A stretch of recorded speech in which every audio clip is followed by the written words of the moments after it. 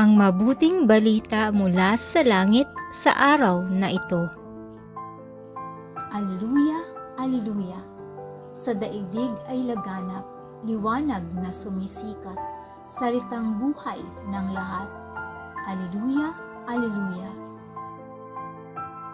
Ang mabuting balita ng Panginoon ayon kay San Lucas. Pinupuri ka namin, Panginoong Hesukristo.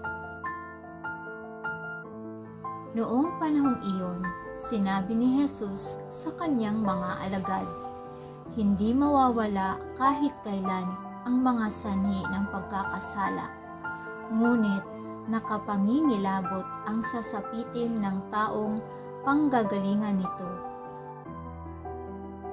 Mabuti pa sa kanya ang bitinan ng isang malaking gilingang bato sa leeg at itapon sa dagat, kaysa maging sanhi ng pagkakasala ng isa sa maliliit na ito. Kaya't mag-ingat kayo. Kung magkasala ang kapatid mo, pagsabihan mo, at kung siya'y magsisi, patawarin mo. Kung makapito siyang magkasala sa iyo sa maghapon, at makapito ring lumapit sa iyo at magsabing, nagsisisi ako, patawarin mo."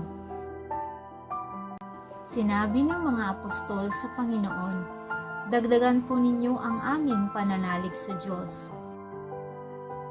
Tumugon ang Panginoon, "Kung maging sinlaki man lamang ng butil ng mustasa ang inyong pananalig sa Diyos, masasabi ninyo sa puno ng sikomorong ito, mabunot ka at matanim sa dagat, at tatalima ito sa inyo." Ito ang mabuting balita ng ating kaligtasan.